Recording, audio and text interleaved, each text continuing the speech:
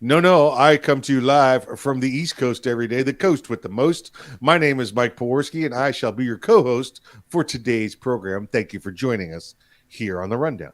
Excellent, sir. Excellent, sir. And how is your day going today?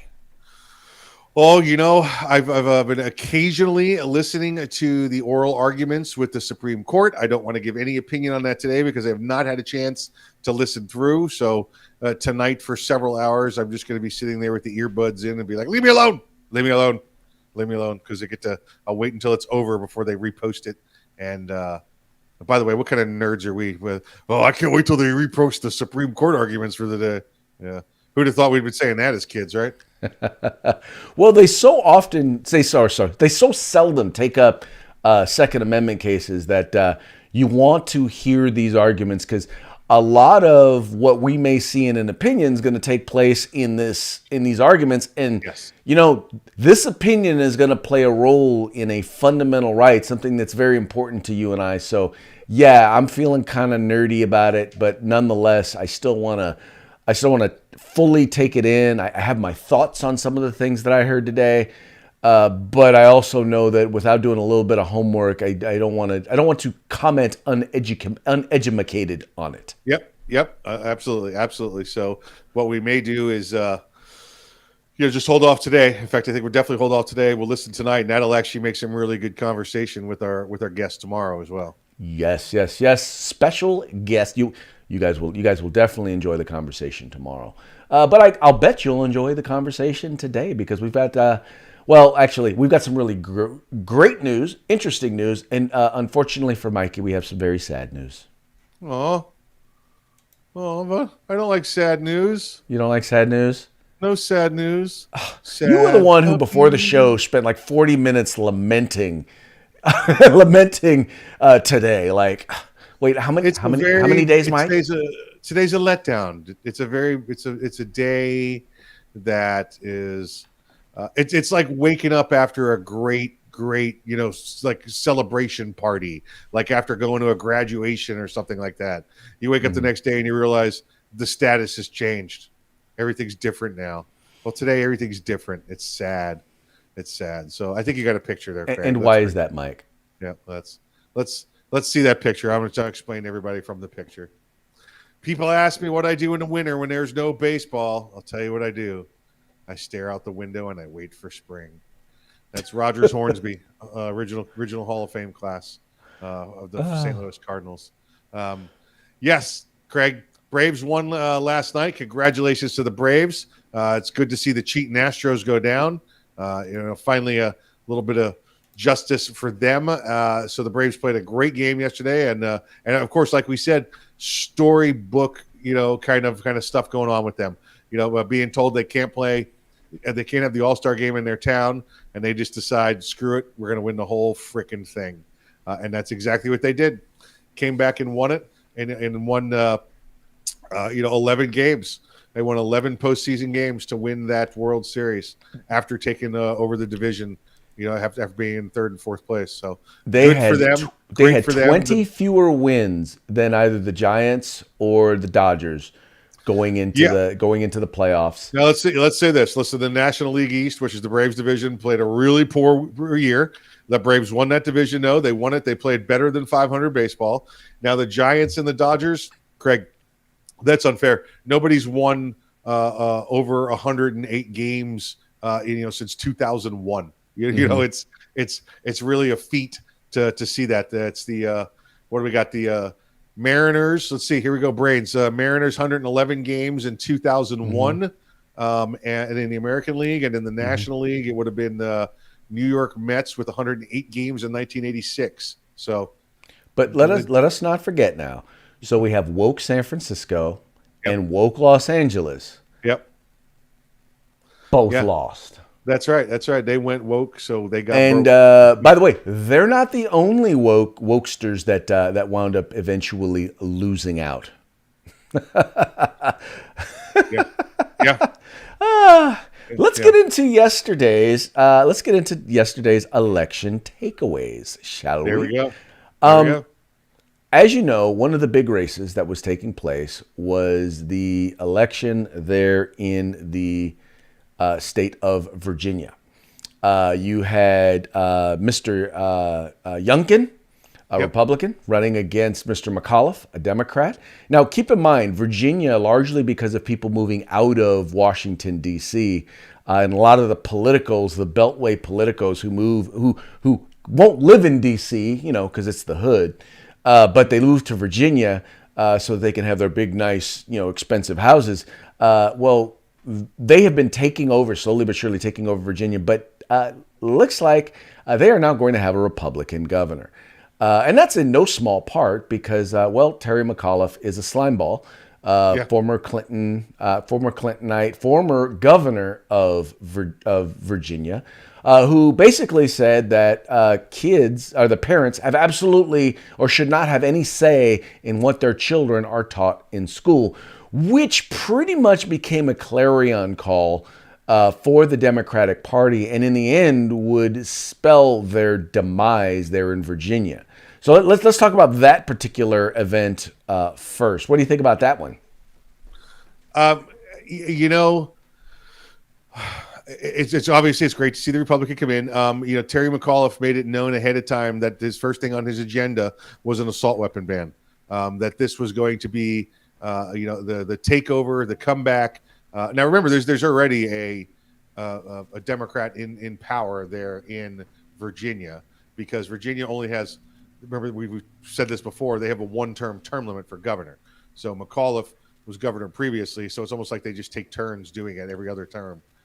He left it in 7 to the current incumbent Democrat governor who could not run for election, run for re-election. So now McAuliffe coming back in. This was and I hate quoting the media, because the media has been saying that this election and the governor's election in New Jersey would be the referendum on Trump, and we're finally going to put him down and show that nothing conservative is important anymore. And again, I sat here yesterday, Craig, and looked at CNN polls, and it said McAuliffe wins by 10 points, right? Well, you got to love them polls, right, baby? Yeah.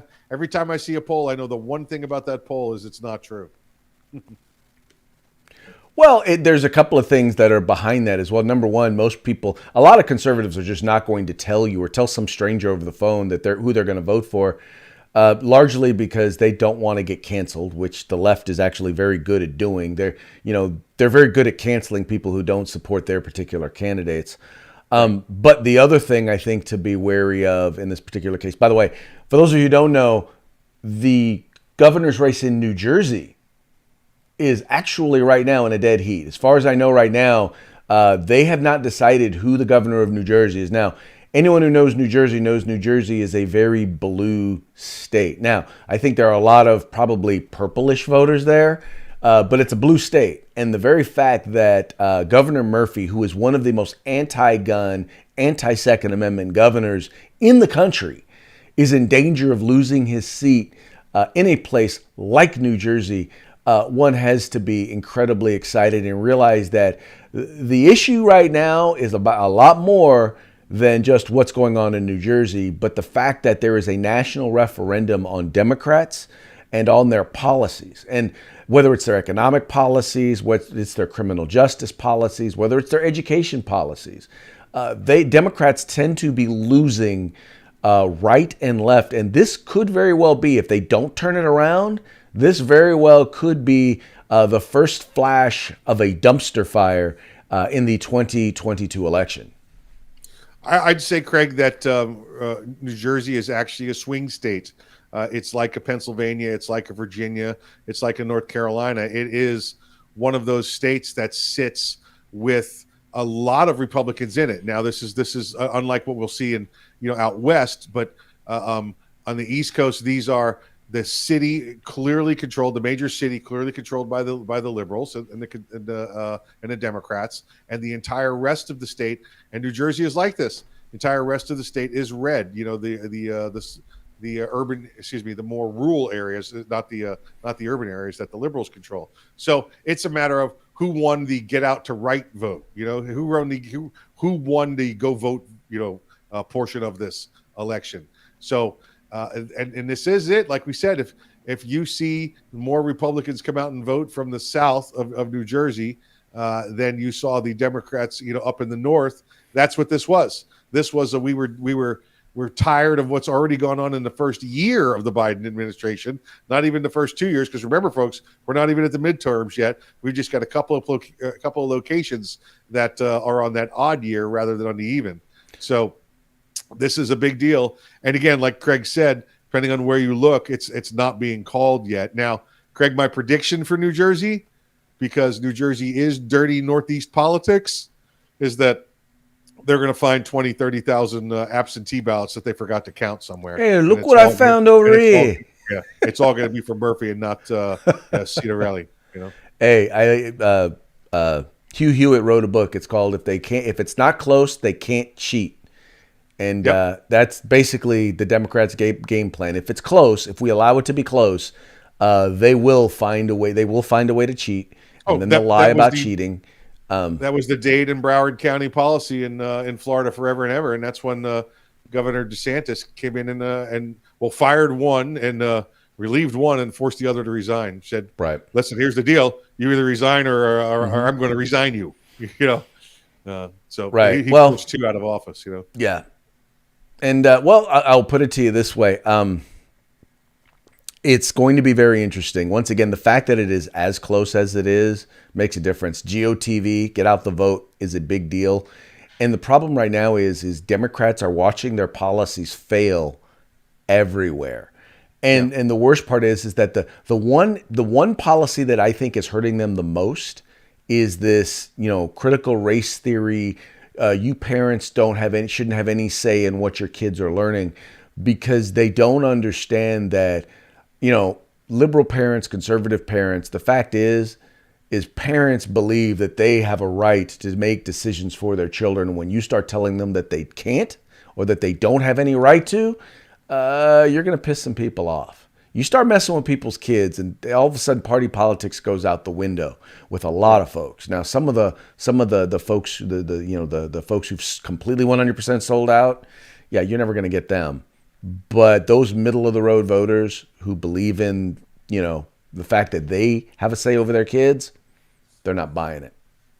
The other election, Craig, that we expected to go the way it did was the new mayor of New York City, and I know the people of New York City are rather just jubilant that the actual process of De Blasio leaving is happening. Right. That he's not going to try and stay there. What's the new mayor's? Eric Adams? Yes. And now he is a Democrat, and he did win the city, but he's also a former NYPD officer. He's strong on law and order, and even probably stronger on law and order because he had to beat the Republican candidate, Curtis Sliwa, who was the founder of the Guardian Angels, who did pull almost a full third of the election population there. So which is a big deal in New York City. What's that? Which is a big deal in New York City. It is, and I believe that's gonna cause Mayor-elect Adams to have to be even stronger on crime, because Curtis and he's got a huge voice in that city. Yeah. So it's going to cause him to be even harder on law and order and on crime now. Well, the very fact that a Democrat in a Democrat primary won by being pro law and order, makes a big deal. I mean, it should send a message to Democrats across the board. Look, your whole being smart on crime, meaning decriminalizing crime and letting criminals roam the streets to victimize our neighborhoods. We're not going to tolerate that. Yeah, that's not the Democrat people want. Yeah. I think you're going to start to see some of these George Soros district attorneys. I think you're going to start to see some of them go down. I think you're starting to see some of these. They're trying with sheriffs. I think you're going to start to see, if a sheriff is not about law and order, if a district attorney is not about law and order, if mayors and if they're not, I think you're going to start to see some of them go down. In particular, if you see Democrats running against them who are willing to stand up for law and order. Yep. Agreed. Yeah. Well, someone else who's kind of, I guess you could say standing up for law and order. As you guys know, that there's I have to use quotations, an investigation into what happened on January 6th. Well, one of the things that's come out during this investigation were statements that were made by a number of different people. Now, Lindsey Graham, who, we all know is Senator Lindsey Graham, the senior senator from South Carolina, during the event that took place on January 6th, needless to say, he sounded a little bit concerned and a little bit scared. He said to these sergeants, we give you guns for a reason. Use them. Take back the Senate. I don't know. Before I say anything, I want to get your take on this one, Mike. And I think what we have here is some quotes probably out of context. Did Lindsey Graham say this the first moment they slammed the doors shut and said there was an invasion, or did this come at the end after they said no, it's just the people that are coming over from the Trump, from the Trump rally? Craig, if you came to me right now and said there's people storming your house, well, hell, let's grab the guns and defend the house. But if I found out later it was my family, I may not be as fast to shoot. Is what I'm saying. Depends on which side of the family too, I guess. But I think I'd need to know more of the context, because I think as a law and order guy, a self-defense guy, that's going to be my initial reaction is to let's get the people here that can stop this from occurring. Let's get the people here that can stop the loss of life. So I'm not willing to throw Lindsey Graham under the bus on some reporter's secondhand information. Well, I will tell you, number one, I firmly believe he said it. I could totally see him. I can imagine in my head him saying it. But my point is pretty much similar to yours. We were not there, so we weren't in that room where it happened. So we don't know what they knew, what they didn't know. We didn't know what they were told, what they weren't told. All they may have known was that the Capitol was quote unquote under attack. Correct. And so, they pretty much he probably pretty much took the position. If I thought my house was under attack, I'm like, look, that's what I have guns for, is to protect my home. I might take the same attitude. I think that someone who, has the level of experience that he does probably should think twice before making excited utterances like that. But once again, I wasn't there. I don't know what he knew, what he didn't know. I don't know any of that information. His comments could have been, Craig, as simple as the officer he's talking to, or the sergeant of arms that he's talking to. Listen, they could have been the one showing the fear. And Lindsey's comment could have been, well, you got a gun, go do something about it. He could have been calling out the cowardice of the police officer in front of him. Okay. But we also have to admit, way too many factors here. We also have to admit, though, he could have been cowering behind the sergeants as well. That is as likely as the other. I think that I'm just not going to judge which it is. This is what I do have an understanding of, is that they all have their handlers, and they try to act like they are Secret Service. So they were actively taking the senators and the Congress, the representatives out, all of Congress out, and forcing them as far away as they could into the secure chambers of their offices. They were trying to do that. They were moving them as far away as possible. So it was probably a little chaotic. So while being pushed backwards away from where the incident's going on, and watching the fear in the faces of the officers, I think that's more than likely where his response comes to them. Once again, do something. Why are you running? Do something. I don't disagree that that's a possibility. Yeah. I'm not going to assume one way or the other. It's, once again, I just think it's an interesting quote that I'd like to see him. Yeah. I'd like to hear his perspective on it. How about that? Yeah, and again, I haven't had any opportunity to get any of this confirmed. We've just got, like I said, the stories come out through second and third hand. Unsubstantiated with anonymous blah blah blahs. So I'm not throwing anybody under the bus for that. I don't care if it was him, Lindsey Graham, or Joe Biden. I want actual evidence, and not satirical or something that's meant to be demonstrative. I hear you, sir. I hear you. Okay, Speaking moving of right satirical, along. Speaking of satirical, all right, there's irony and then there's irony. And it's a local story, so there's not really a whole lot really to this except this. There was an event. It was a Stop the Violence event. It was designed to stop gang violence or gun violence. It was a boxing match.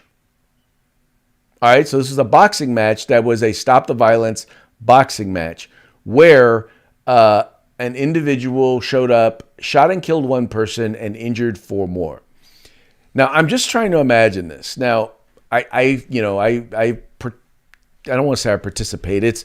I've been somewhat involved in, kind of learning more about combat sports. But I do consider combat sports to be violence. They are violent in nature. Very strategic, very excellent sports, but they're violent. So I'm like, we're going to have a violent Stop the Violence event where there was violence with a gun. Is that the very definition of irony? Yeah, it's pretty ridiculous, right? I used to have a coach in high school, and if you got caught fighting, he'd pull you out and put gloves on you and make you fight in front of him. It was almost like, you guys aren't allowed to fight unless it's in front of me for my pleasure. It was just like, what? Hold on, what are we doing here? But this seems odd, right? That we're going to stop the violence by hosting this event for violence. Right. They could have had jousting there also, Craig. Maybe perhaps sword fighting. I don't just we're gonna get rid of the violence with the guns by giving them swords instead, and then watching them do battle. It doesn't make a lot of sense to me. Well, okay, so I will say this to a certain degree. I get it in that back in the day, and you probably remember this time when we were young.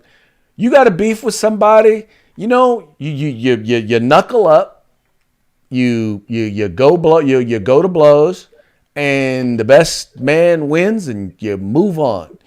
But nowadays, people feel like there's this need to, okay, well, if we do fight, I got to get my friends in it. You got to get your friends in it. We got to jump you, right? Or we have to use a weapon like a knife or a gun in order to settle a beef. And I think to a certain degree, what they're trying to show here is, look, we're going to have disagreements. And sometimes us as guys, we're going to settle that, we're going to settle it, with a little bit of force.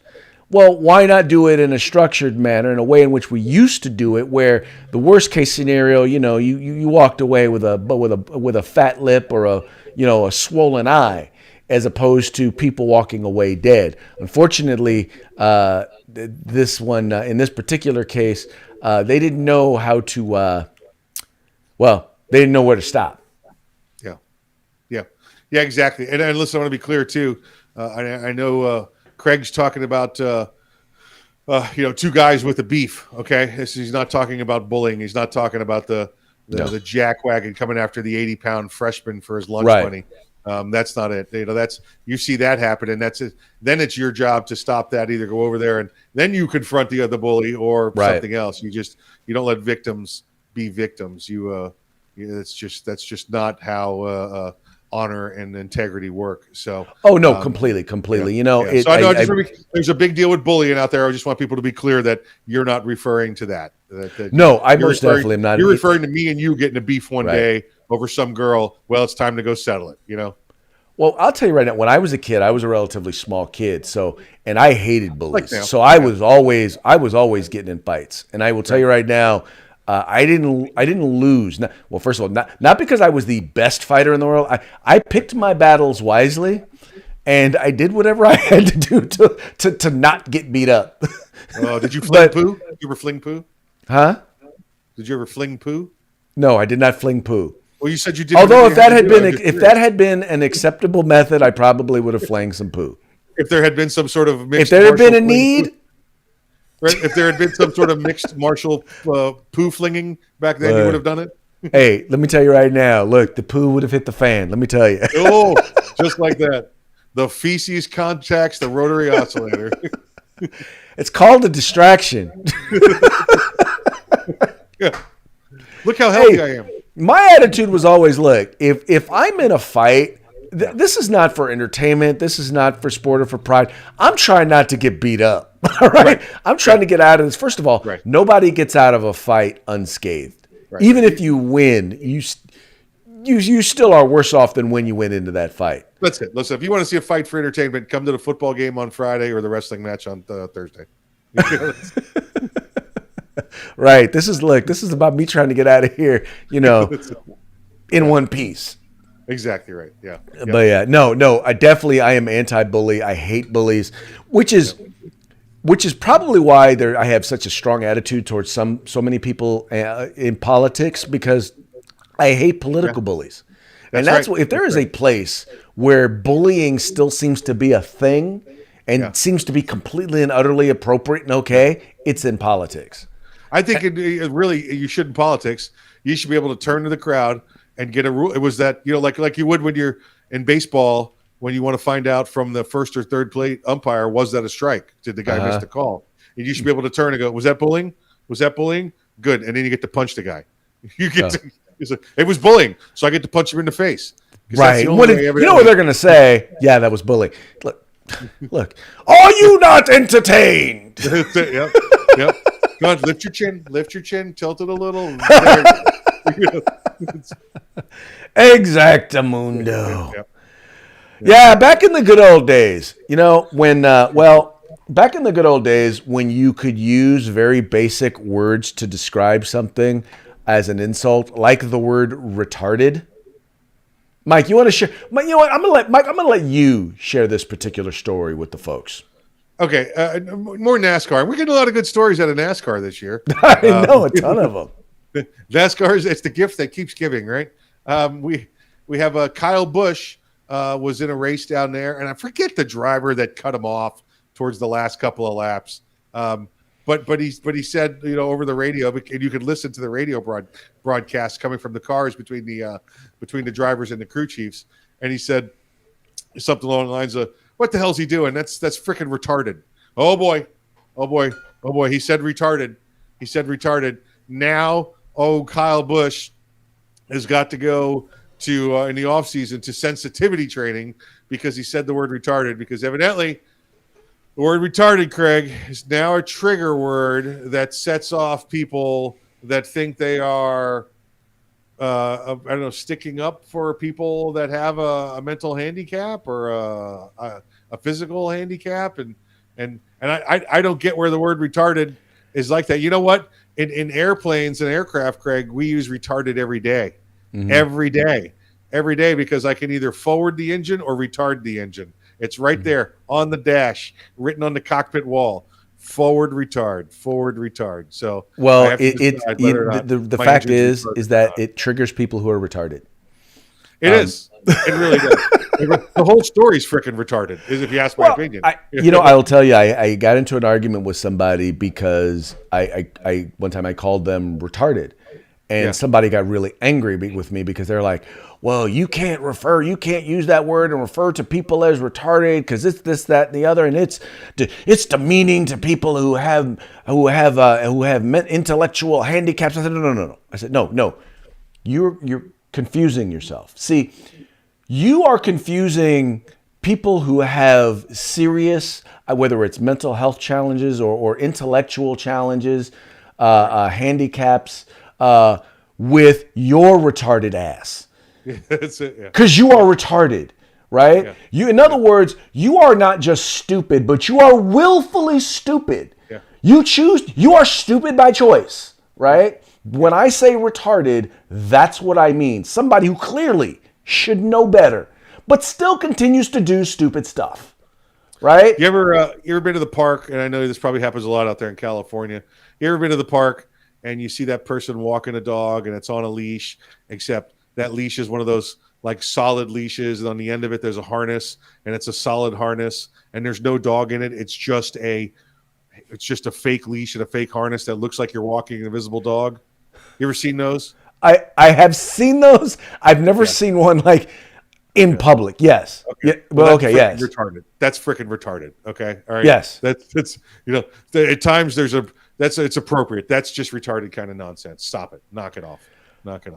It's okay. It's an everyday word, which means it's either full forward or full backwards. All right, you're either 100% engaged or you're not. That's all. That's all it means. Nobody's when they say that move was retarded. Nobody's saying that move's retarded and your handicapped, mentally challenged, handicapped nephew is an imbecile. Nobody means that. That's not what it says. Stop finding offense in words where there's no offense in words. In fact, Craig, you said the N-word earlier in the program, and I know there's people that are offended because you can't say the N-word anymore like that.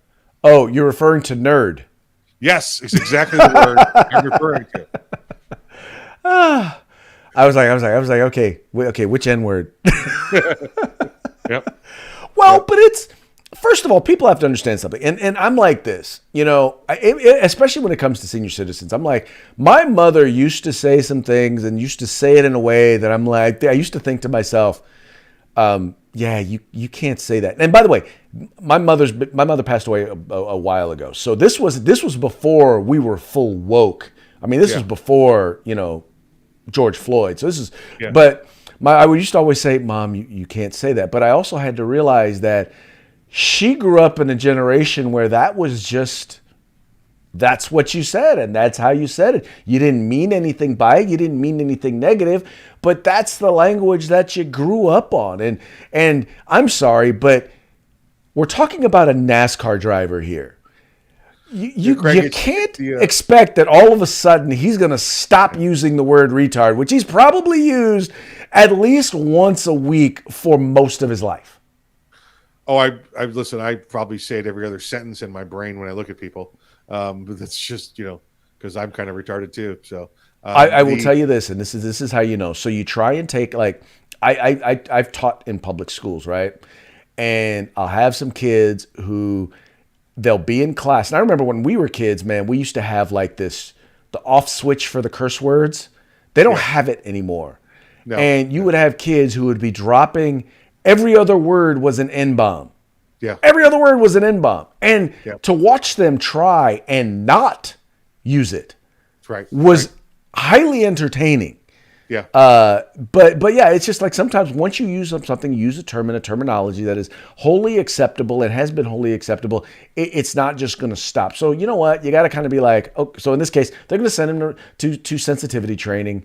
And he's going to learn why the word retarded is a bad word, and the retards are going to, try and make sure that he doesn't call them what they are.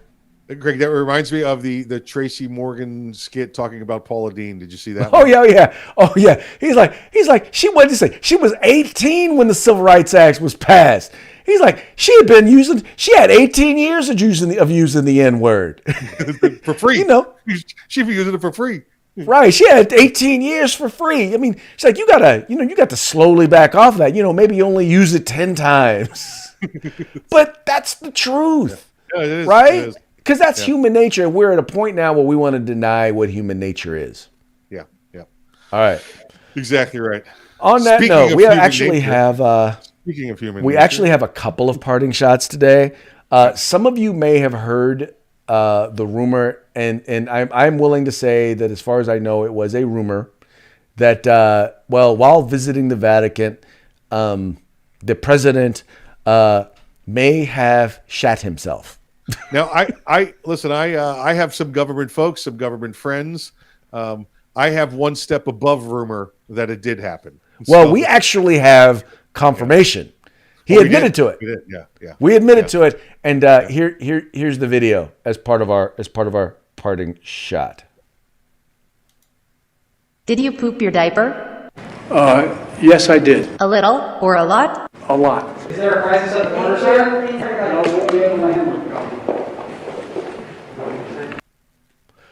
So as we know, he confirmed it that he did, and that he did not just do it a little, but he did it a lot. Everybody was wearing a mask, so they didn't have to smell the poopy. Okay, our folks, next parting shot. That's what's called satire. Let's be clear. Yes, it's called satire. We know. While those were his words, those were not the questions that were asked. We know this. We are having fun, as we usually do in our parting shot, which is going to lead us to this next one, which I have to admit, this one I was like, okay, I don't know if we should do this one, but we just said yesterday that we are full blown in on the Alec Baldwin memes. Yeah. So, yeah. When I saw this one, I was like, oh, let's play it first.